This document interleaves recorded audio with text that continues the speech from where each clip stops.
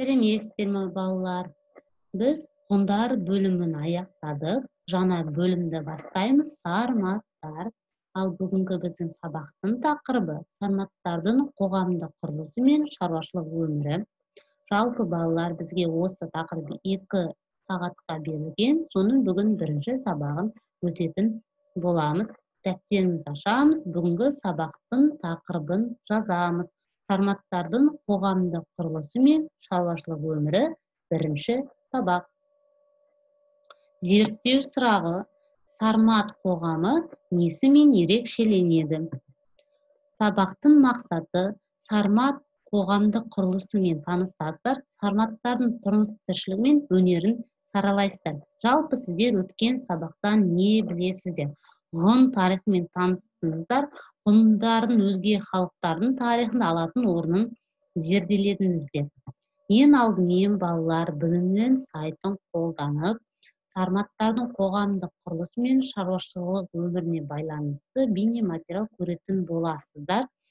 Бейнематериалды балалар мұқият көреміз, себебі осыған тапсырма орындайсыздар.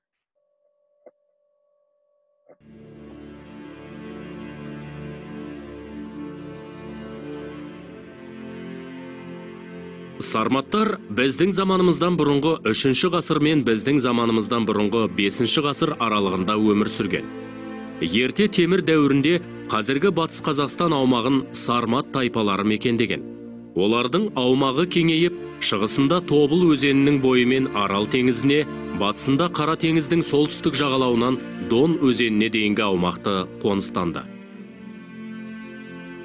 Сармат тайпаларының Дах, Дай, Даги, Раксалан, Язык, Аорс, Сирақ, Алан секілді тайпалары белгілі.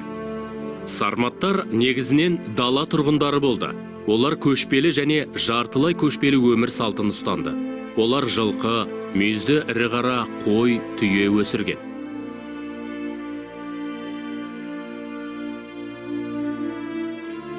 Сонымен қатар егіншілікпен айналысып, жабайы аңдар мен құстарды аулап, аңшылықты да кәсіп етті.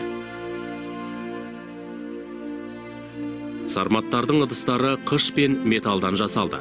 Қыш құмыраларының түбі терең және кең болды. Тамақ дайындауға арналған қазандары темір мен қоладан құйылды. Торсық, саба, мес секілді ыдыстарды былғарыдан жасады. Ал шыны заттарды шығыс елдерінен алдырды. Сарматтардың баспанасы шатырлар мен күймелі арбалар болды. Киіз үйде тұрды дегенде болжам бар. Сармат қоғамында әлеуметтік үйлесім болып, әскери демократия болған. Тайпадағы барлық мәселелерді ру, тайпа мүшелерінің қатысуымен ақсақалдар мен көсемдер шешті. Кейін әскери демократия өркендеген кезде ру ішіндегі маңызды мәселелер көсемдер мен ақсақалдардың арасында өзара шешіле бастады. Сармат әйелдері тайпаның әскери қоғамдастығында болып, ерлермен қатар жорыққа аттанды. Бұған әйелдердің зираттарынан жауынгерлік қарулардың табылуы дәлел бола алады. Сондықтан әскери демократиялық қоғамда әйелдер құқығы ерлермен бірдей болды. Сарматтардың археологиялық ескерткіштері Жем, Жайық, Елек өзендерінің жағалауында орналасқан. Ең маңызды ескерткіштері Бесоба, Сынтас, Арал төбе қорымдары. Ерекше жәдігер саналатын Сармат алтын адамына тоқталып өтейік. Атырау облысындағы Аралтөбе обасынан табылған Сармат көсемі мен әйелі ерекше құрметпен жерленген. Сармат көсемінің сырт киімі, қару-жарағы, қорамсағы және асатаяғы алтынмен зерленген. Көсемнің киімі асыл бұйымдармен, алтын әшекейлермен безендірілген. Ал Сармат әйелінің киімдерінің жиектері түрлі моншақ әшекейлермен безендірілген. Олар алтын сырға, сақина, алқа мен білезіктер таққан. Сарматтарда зергерлік өнердің жақсы дамығанын обалардан табылған осындай әшекей бұйымдар дәлелдей алады. Сармат өнерінде аңдық стиль мен полихромдық стиль қатар көрініс тапқан. Сонымен балалар, біз бейне материалды көріп аяқтадық. Енді тапсырма орындаймыз. Бірінші тапсырма балалар, сармат тайпаларын анықта. Міне сіздерге бірнеше тайпалар берілген. Соның ішінде Кай тайпа Сармат тайпасына жататын жазуу керек сиздердин дапчерлериңизге.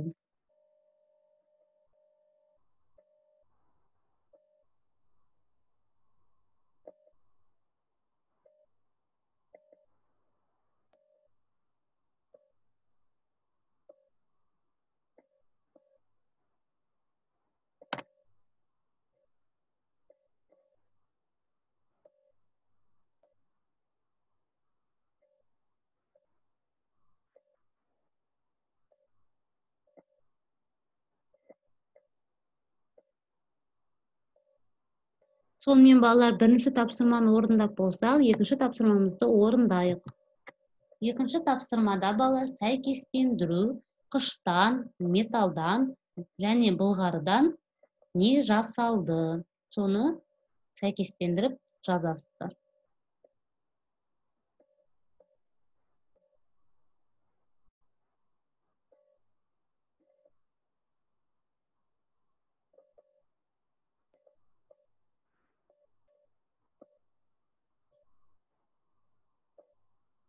Сонун менен балдар, бүгүнкү биздин сабак аякталды. Сау болуңуздар.